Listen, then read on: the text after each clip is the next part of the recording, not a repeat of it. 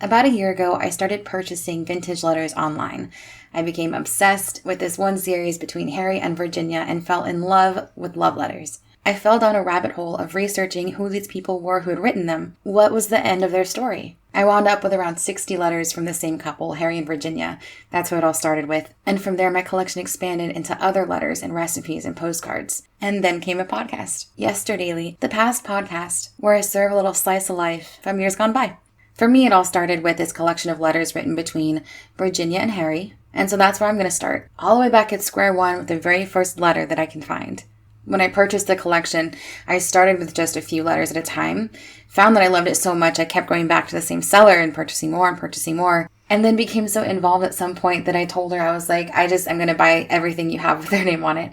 So people had already made purchases from the collection, from their story. There are years where I have no idea what happened to them, and letters that I haven't seen and likely will never see. But that's part of this, putting these letters out there, sharing these with other people. Somebody bought them. But how cool would that be to connect with other people and collectors who maybe encountered a letter between Virginia or Harry or even knew them? And that's the thing that blows my mind. At the time I was going through these letters for the first time, my friends and I were researching, trying to figure out who are these people, where'd they end up, is Harry or Virginia still alive? Is any of their family? We just kind of got lost researching and trying to sleuth out the entire picture and story. Where did this family end up? Did Virginia and Harry get married? Did they stay together? Are there any kids? I think the connectivity of it all could be really cool. Connecting with other people who maybe have some of their letters can fill in the questions and the gaps, and I can for them too, because I have about 60 of their letters here. But also just like exploring the story together on this YouTube where I share the contents of the letters, and also over on Twitch where I connect with you guys who listen to these letters, and together we research their lives, try to figure out who they are, try to put this puzzle together. I'm also excited to explore other letters, other states, other times, decades, other stories, postcards, diaries, but we're starting here. So this collection, about 60 pieces, and it spans from the years 1938 is the very first letter I have, all the way until 1951. And I believe there's only one single piece that takes place in 51. So about 13 years of their story. And just looking at that alone makes me hope that they did stay together, because 13 years is a long time. 13 years. And you look at like these handwritten letters and all the time that went into it, how many pages they are, and also the historical context. This was a couple that was separated by the war. He was enlisted in the U.S. military.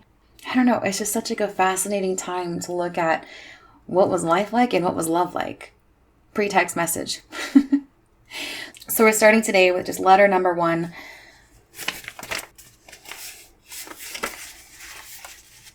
So let's see. For 1938, we have 1, 2, 3, 4, 5, 6 letters. So these are written to Miss Virginia, and this is the first discrepancy I noticed. So it's Miss Virginia, right? In some letters, he addresses it to Murray, or I don't even know how to say it. I'm okay with that because he clearly didn't even know how to write it and he was dating her. So in some instances, he writes Maurry, like, would you say Maury? But then in others, it's Murray, Murray. I've always said Miss Virginia Murray. I don't know if that's correct. That's one of the things they're going to have to research.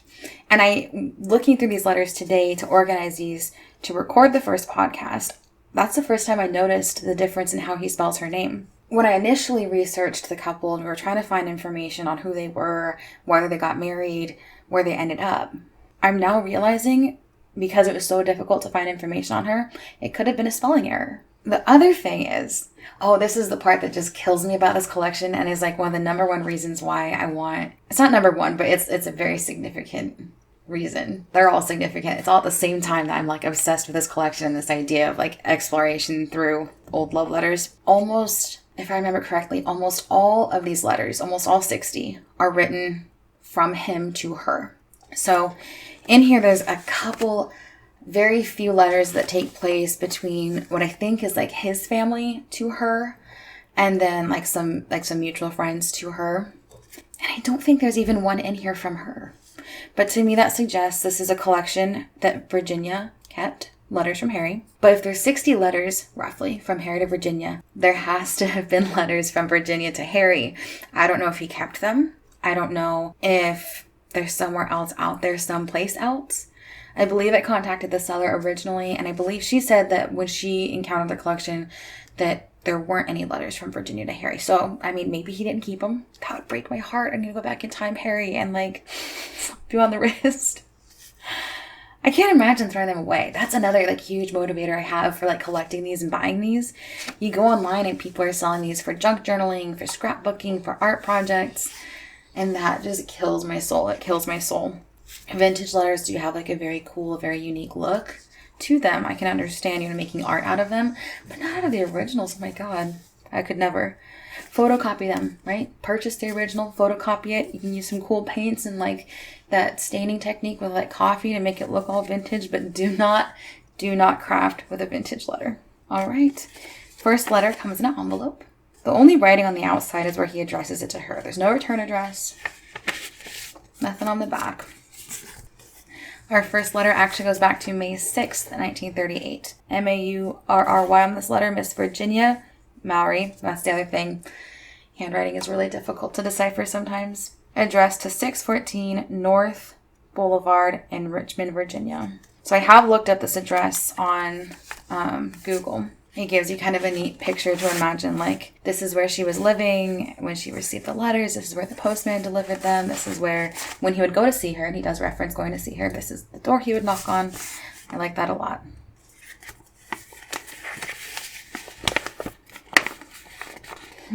See, I like this. You can see the ink splashes.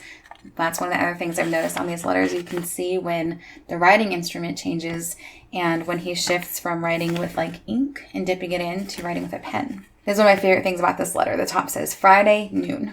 Let's pull up a calendar and see. I guess we're assuming that he mailed it pretty quickly after writing it. Let's see. Let's look at a calendar from 1938. But I like that he wrote the time on there just because we know what he was doing at noon. And you can picture it better, right? Here's this boy named Harry. He sits down Friday at noon to write this letter to Virginia. So if this was Friday, this went through the post office on May 6th. Oh, that same day. Friday was May 6th, 1938. Okay, see? I like this. See, little clues put together the picture. So he sits down. Oh, I love this. I love this. He sits down on Friday, May 6th, 1938. I wish I was allowed to include like music and stuff in this. I know it's all copyrighted, so I can't. But pick a song from 38. Maybe I'll link one down below and just picture. Here's this boy in Virginia. It's May. It's springtime. It's 1938. You can picture the clothes, the houses. He sits down on a Friday at noon and starts this letter to this girl. And then the envelope says it went through the post office same day at 4:30 p.m. So he sits down, writes this, sends it to her all within 4.5 hours. So he starts with, "Hello, Ginny." And I'm very bad at this handwriting sometimes. Ooh, this is also the paper I don't like that he writes on because it's like folded in half. I don't know how to explain it. He like folds it in half and then he'll write front and back and then open it and write on the inside. It's very weird. It's a very strange way of doing this. "Hello, Ginny. How are you feeling, pal?" We're going to start as pals. Fine, I hope. "This is the letter I promised to write you." Okay.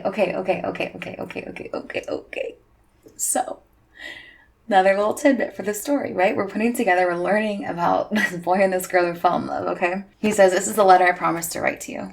So, I could be wrong. If we ever find the rest of the collection, maybe there's a letter that came sooner, came early. Maybe she wrote to him, and in that letter, she's like, "You better write me back, Harry." I don't know. That leads me to believe that this is the first letter he's written her. And she's just a pal. "Hey, pal, writing you the letter that I promised I would write you. I told you Wednesday that I was going to write you, so here it is." Okay. So 2 days before they saw each other, Ginny and Harry, things must have been going okay because he says, "I'm going to write you a letter." 2 days later, he sits down, writes it, mails it. He says, "I am calling you Ginny," in quotes, "because I think it's a cute nickname for Virginia." I'm so excited. "Oh my God," he says, "and it's fitting for a cute girl like you." But then he goes, "Don't get flattered, please." "Had a nice trip back. Nice and..." Okay, see, handwriting is a struggle. I'm pretty sure it says nice and cool. "Went to sleep about 10 miles outside of Fredericksburg," which he's abbreviated here, Fred apostrophe Berg. If you look on the envelope, that is for Fredericksburg. Okay, so were they somewhere together on Wednesday? They meet, I don't know if they meet there, but they coincide. They have this like moment of collision on Wednesday. He has a nice and cool trip back. Went to sleep about 10 miles outside of Fredericksburg. Woke up about 3 blocks from home. Okay, so he slept the whole way home. That's kind of a cool image. The fellow I came down with didn't know I was even asleep. I didn't tell him. He probably knew. Oh yeah, we had another, this looks like it says Pringles. We had another passenger. It doesn't say Pringles. Oh yeah, we had another passenger, a girl, the wife of one of, see, this is where it gets funny because he writes on his pages in a weird order, one of Butch's friends. So one thing I want to do is try to keep kind of a list of all the quote unquote characters, all the reoccurring roles that happen in these letters. So we have Virginia, we have Harry, and then we know he rode down with a fellow. There was also a woman there, the wife of one of Butch's friends. I don't know if the driving friend was Butch. She went down with us to see her husband. Okay, clarification, a clue. I love this. Butch is not the driving friend. So Harry, a friend, and then Butch's friend's wife. Wait, I got myself confused here. Driver, Harry, wife, person, not their wife, lady friend. Okay, I guess the friend could be Butch. I think the friend is Butch. The driver is Butch. Because that makes sense. So Butch is driving, right? That's the fellow he came down with. Lady friend in the car is the wife of one of Butch's friends. So she went down with us to see her husband. He works in Richmond. Okay. I want to like track this on a map too and like figure out, I don't know, just like see like where they were, what they were doing, where they were going. Oh my God. It says, is your ankle giving you any trouble? Did they have like a meet cute? If it is, blame it on me. Because you know we could have stayed home instead of doing all that walking. Oh my God. See, this, oh my God, this is better than like a book or a TV show. Oh my God. Okay, so she had injured herself somehow. She goes out with at least Harry. We don't know if there were other people there on Wednesday, and there's a lot of walking, and he's writing her and asking like, is your ankle feeling any better? I'm sorry that like we went walking so much. You know, I believe that someone doesn't want me to write you, because every time I stop writing, the wind just picks up the letter and carries it over the floor. I love that. So here's this boy. I want to find them because I want to figure out how old they were. I picture like young 20s maybe, because he enlisted in the war. And because, I don't know if she was living at her parents' house. They just seem like this young couple, right? Young, but where some of their friends are married or getting married. And I love that image. Here's like this young boy in 1938. He's trying to write this letter and it keeps getting just swept across the floor from him. He has to keep getting it. Boy, do I run that thing too to get the letter, I guess. I almost cursed the wind, but I thought, and I didn't. Have you up to see? Okay, so there's sometimes like quote unquote typos, like little spelling errors that make it kind of difficult to understand what he's saying. Have you up to see Verna and Lillian since Wednesday? Okay, so we're Verna and Lillian there on Wednesday, so we have 2 new friends. Sounds like they're mutual. Betcha you have, haven't you? I wished I could have got to see Louise and then we go to the next page. So now we have a Louise as well who he didn't get to see while I was down. But you know, you can't see everyone in such a short time. Okay, he was only here for a little bit. You know, I wonder, so he said he saw her Wednesday. I wonder, did he just now get back to home or wherever he was going? Because I guess that doesn't mean he went back Wednesday. Maybe that's why he hasn't written until Friday. And another thing, I came down to see you, didn't I? Oh my God, he says, you know I did, you little bunny tail. Hello, Harry? Oh my God. I'm so excited and I'm so obsessed with this. Oh my God. Okay, so he must have known her from somewhere before. Or heard of her, or I don't know. But he purposefully went on Wednesday to see Ginny. I went out on a party last night, and boy, did I have a time. Got in exactly 2:30 this morning. Went out to the log cabin with George Ramirez, I think. That's the other thing. Oh my, this page here is like a lot of spelling mistakes. This is maybe not spelling mistakes. He's just crossed a lot of things out. It's very sloppy. Another thing I'd love to have like your guys' interaction on, either in like the comment section or like on the Twitter, the Twitch, however you can reach me about this. I want to collab and like help figure out handwriting. Let's see. I'm trying to figure out. Wait. No, I don't think it's Ramirez anymore. Okay, it looks like Ramirez, which is not a word. I think he's saying, maybe this isn't even a George. It looks like George. Maybe if we like compare like how he writes his letters. Previous page, he writes, I wish I could have got to see Louise. Okay, it looks like an L. But his I's and L's look the same. I don't know if I can find a capital G from him yet. But maybe, you know, the later letters will help us figure out the earlier ones. Okay. I don't think that's how he writes his G's, because when he says, I was going to write you. If this is an L, Lord is not a name. Lork. Basically, I think it's like George and Remus or something like that. I think it's supposed to be two names. Because he says 2 state troopers from, see, I don't know where they're from Corm. And then here's a piece that's crossed out. If anyone is any good at manipulating images, I'd love to know what he crossed out. And then he says 2 swell fellows and 4 girls. Okay, so he went out last night with 2 boys, 4 girls. They went to this house party. We were just about the only one at the place. And we really had, this is something my friends and I debated a lot. He says we had a swell.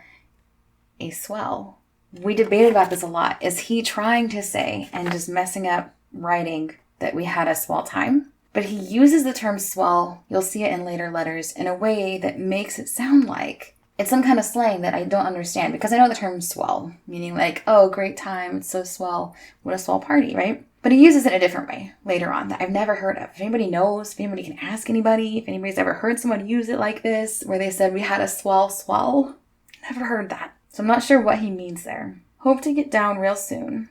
I guess back to see her.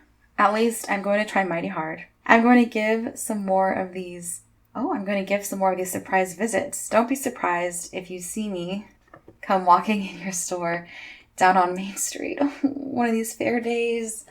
Why is that beautiful? So she works or has, maybe her family has some kind of store, or she works in some kind of store. I love that idea. Like, how quaint and like small hometown 1940s is this, that she works in a store on Main Street, and he says, oh, Bunnytail, I am going to walk in that store one day and surprise you again. So she didn't even know he was coming on Wednesday. The beginning of a love story. I love that. I love thinking that back, you know, let's see, he wrote this on the 6th, and it was 2 days prior, so on the 4th, on that Wednesday, when she saw him, it was a surprise visit. Like, they didn't know there'd be 60 more letters to come. You know, they didn't know if they'd fall in love or get married or what would happen to them. There's clearly a story here that spans 13 plus years. But all she knew was this boy, Harry, came to see her. And then he wrote her a letter. Because I might. You can never tell when or where I am liable to pop up from. He spelled pop very wrong the first time. P-O-P-P-E. When I start popping. Okay. Wouldn't he mind if I popped up at the office, would you? What? I hope you wouldn't. Okay. It says, wouldn't he? And that's why I think sometimes there's just like writing errors. It says, wouldn't he mind? I think it should be, wouldn't you mind if I popped up at the office, would you? I hope you wouldn't.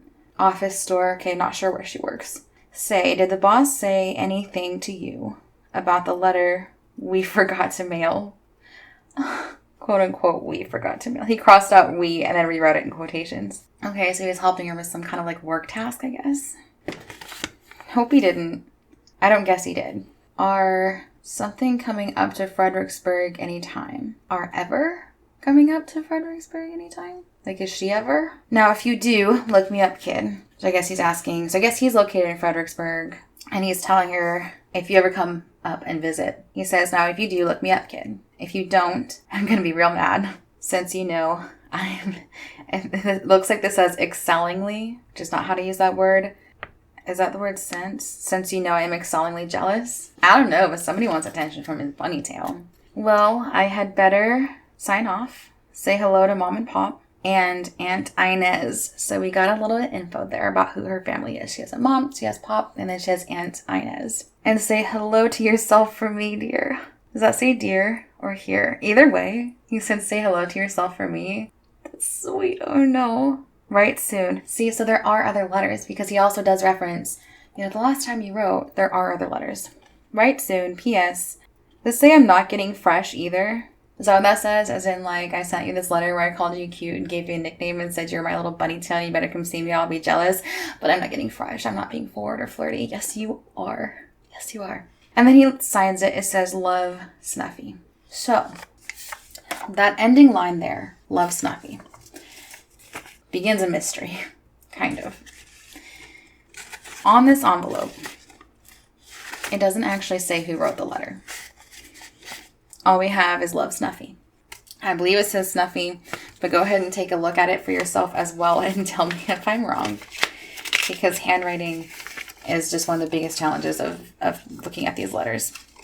The reason I say that begins kind of a mystery, and kind of got an answer when I went through the letters the first time with my friends, but I'm starting all over again. I never finished my research, my analysis of them, and I feel like I don't have a full picture of who they were, what was going on. So these are Virginia's letters. I believe that these came from her belongings.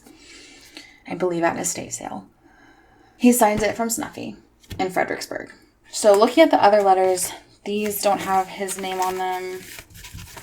There was just a long period where we were not sure if Snuffy was a different person, a different boy, than who she gets the rest of the letters from. I'm trying to just flip through these to see if any letters come out of Fredericksburg that have Harry's name on them. And I am actually not seeing any. So there was some debate in my circle of my friends when we first saw these letters of all right, who is Snuffy? Is this Harry, who she writes for the majority of these letters, or is this not? Is this a different boy? I think it is. I think it is Harry. But the only way that we're going to know and find out is if we read more letters. The next letter we're going to take a look at in the next episode is going to have been written about a week later. First letter May 6th, next one on May 15th. Actually about a week and a half. Written to Miss Virginia Maury. Nothing on the outside of the envelope besides her name. So I don't know. Is it Snuffy? Is it Harry? Is it a different boy? Does she have a more chaotic romance life than we think? So head on over there and come find out with me. Come help me decipher the language, the slang, the storyline of these two as they fall in love. And remember, there are lots of ways to interact, to talk about this, to communicate, to share letters from your life, to start building this world of Yesterdaily in a past podcast where we explore kind of history and culture and life and society through writing and through love letters. This channel, this podcast, also has a Patreon where if you want to help support the effort to purchase more letters and collect them and save them from becoming an art project and scrap pile and junk. People really cut these letters up. They really scrapbook with them. I am on a mission to save all the letters and give them a place and a home where they are safe, where they get put in this cute little vintage box that I got in an antique store for my letters, and where people spend time with the stories, the love, the letters they wrote, and where ultimately we can outreach and find family members who maybe want reconnected to the letters, to the story. Maybe they've never even heard the story. I have such a big goal and vision for this channel and for what this community could be, this little letter reading group. Right now, what I'm working towards is the purchase of this $200 lot of letters because there's hundreds in there. I'm dying that I don't have the full Harry Virginia story. So if I could make one purchase at one time instead of going letter by letter and get an entire box of someone's love story or life story, that's the goal for this channel, for this podcast, and for me. So if you want to help contribute to that, the Patreon is linked down below, and I appreciate anything and everything that you guys give to help move us toward that goal and save the little letters. So come along with me on this journey to explore and subscribe here to the Yesterdaily Past podcast, all you little bunny tails, so you don't miss a single letter from Harry.